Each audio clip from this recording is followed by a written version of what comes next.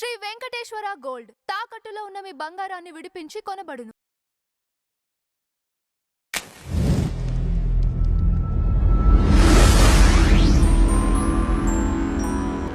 నమస్కారం కృష్ణకుమార్ గారు. నమస్కారం. ఒకప్పుడు వైనాట్ కుప్పం అంటూ కుప్పాన్ని చేజిక్కించుకున్నారు కదా.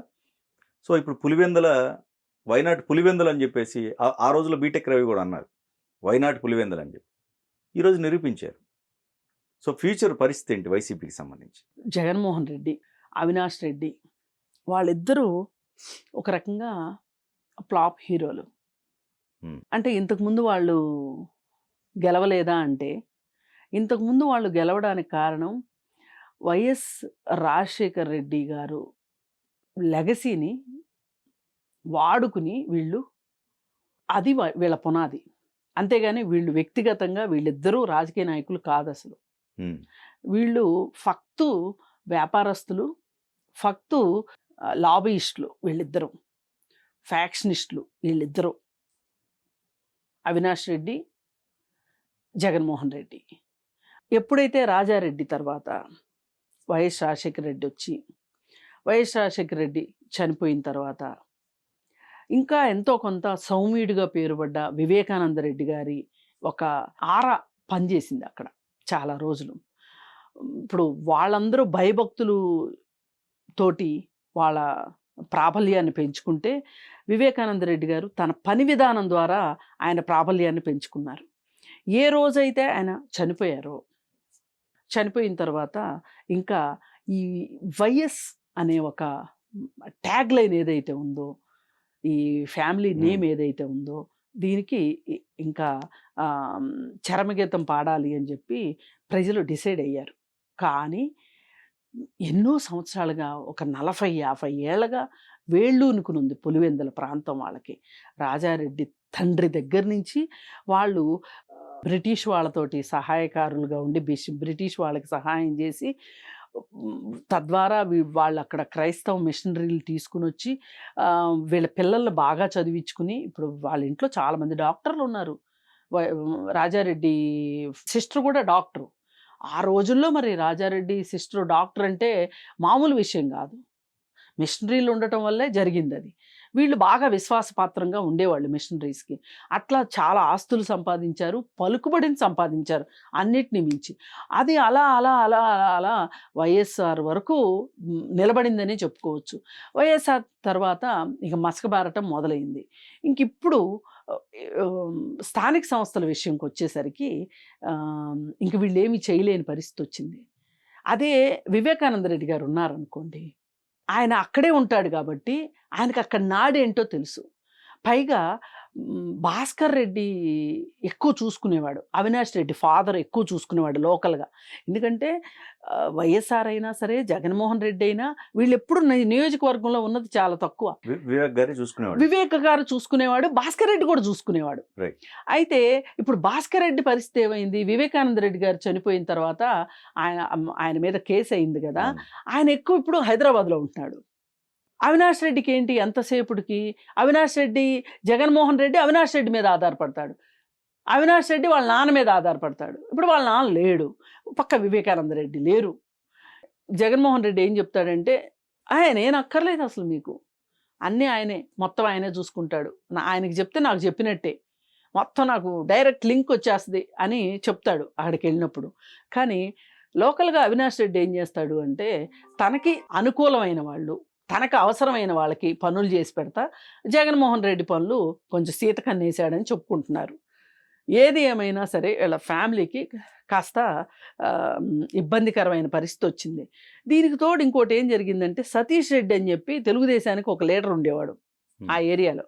ఇంతకుముందు అతను ఎమ్మెల్యేగా కూడా కంటెస్ట్ చేశాడు. అసలు జగన్మోహన్ రెడ్డి మీద, వైఎస్ రాజశేఖర రెడ్డి మీద కంటెస్ట్ చేసేవాళ్ళు ఉంటారా అనుకునే రోజుల్లో అతను కంటెస్ట్ చేసేవాడు. కానీ అతన్ని వీళ్ళు కోవర్ట్గా మార్చేసుకున్నారు వైఎస్ఆర్ పార్టీ వాళ్ళు. అసలు అక్కడ తెలుగుదేశం అది ఎదిగేది కాదు ఎంతకి. ఎందుకంటే ఎవరిదైనానండి కొన్ని సంవత్సరాల పాటు ఏకఛత్రాధిపత్యంగా నడవటం అనేది జరగదు, ఎక్కడో చోట బేటలు వారతాయి. అయితే సతీష్ రెడ్డిని వాళ్ళు నెమ్మదిగా సైడ్ చేసేసుకున్నారు, అందుకని అక్కడ తెలుగుదేశం ఎదగల. అయితే బీటెక్ రవి వచ్చాడు కదా, బీటెక్ రవి చిచ్చరపిడుగు. బీటెక్ రవి వచ్చిన తర్వాత వీళ్ళ ఆటలు కొనసాగల. అతను రోజు అక్కడే కూర్చోవటము. తెలుగుదేశం పార్టీకి ఒక రకంగా అతను పెట్టని కోట లాంటివాడు. ఇవాళ అక్కడ గెలుపు తెలుగుదేశం పార్టీ పేరుకు తెలుగుదేశం పార్టీ గెలుపు కానీ బీటెక్ రవిది గెలుపు. అది వ్యక్తిగతమైన గెలుపు అతనిది. అతను ఛాలెంజ్ చేసి గెలిపించుకున్నాడు. సరే డిపాజిట్లు కూడా దక్కకోకుండా గెలిపించుకున్నాడు. ఇకపోతే ఆ పక్కనే ఒంటిమిట్ట, అక్కడ కూడా ఏంటి అంటే అక్కడ బాగా వచ్చినాయి ఓట్లు. రెండో వాళ్ళకి కూడా అంటే తెలుగుదేశానికి మెజారిటీ తక్కువ వచ్చింది, ఇక్కడ మెజారిటీ చాలా ఎక్కువ వచ్చింది. ఏది ఏమైనప్పటికీ కక్షగట్టి ఓడిచ్చారా, పథకం ప్రకారం ఓడిచ్చారా, లేదు ప్రజలే స్వచ్ఛందంగా వచ్చి ఓట్లేశారా, ఏదో సినిమాలో డైలాగ్ చెప్పినట్టు మాయిష్మతి ఊపిరి పీల్చుకో అన్నట్లు పులివెందులు ఊపిరి పీల్చుకుందా, ఏది జరిగినా చివరికి ఫలితం ఏంటి? ఓడిపోయారు. తెలుగుదేశం గెలిచింది, వైఎస్ఆర్ పార్టీ ఓడిపోయింది. ఇప్పుడున్న వైఎస్ఆర్ పార్టీ పరిస్థితులను బట్టి చూస్తే ఇంకో 4 ఏళ్ల తర్వాత ఎలక్షన్స్ వస్తాయి, అలాగే జనరల్ ఎలక్షన్స్ వస్తాయి. అప్పుడు అసలు వైఎస్ఆర్ పార్టీ పోటీకైనా ఉంటుందా ఉండదా అనేంత పరిస్థితిలో ఇవాళ వైఎస్ఆర్ పార్టీ పరిస్థితి ఉంది. ఎందుకంటే వాళ్ళు జనాల్లో తిరగట్లేదు, అసెంబ్లీకి వెళ్ళట్లేదు, మాజీ మంత్రులు మాజీ ఎమ్మెల్యేలు పార్టీ కోసం పనిచేయట్లేదు. జగన్మోహన్ రెడ్డి చూస్తే ఆంధ్రప్రదేశ్లోనే ఉండట్లేదు, ఎక్కువ కాలం బెంగళూరులో ఉంటున్నాడు. ఇప్పుడు అవినాష్ రెడ్డి మెడకేమో వివేకానంద రెడ్డి కేసు, ఇలా రోజాకు ఒక కేసు, ప్రతి మినిస్టర్కి మెడకు ఒక కేసు గుదిబండలాగా వేలాడుతున్న ఈ పరిస్థితుల్లో అసలు వీళ్ళందరూ ఈ కేసుల గురించి చూసుకుంటారా, లేదు ప్రజల్లో పనిచేస్తారా, పార్టీని ముందుకు తీసుకెళ్తారా, వీళ్ళు ముందుకెళ్తారా లేదా అనేది ఒక పెద్ద క్వశ్చన్ మార్క్ కింద ఉంది వాళ్ళ ఆంధ్రప్రదేశ్లో. ఈ పరిస్థితుల్లో పైగా ఇటు కూటమేమో స్ట్రాంగ్గా ఉంది, ఎట్టి పరిస్థితుల్లోనూ ప్రభుత్వానికి డోకా లేదు.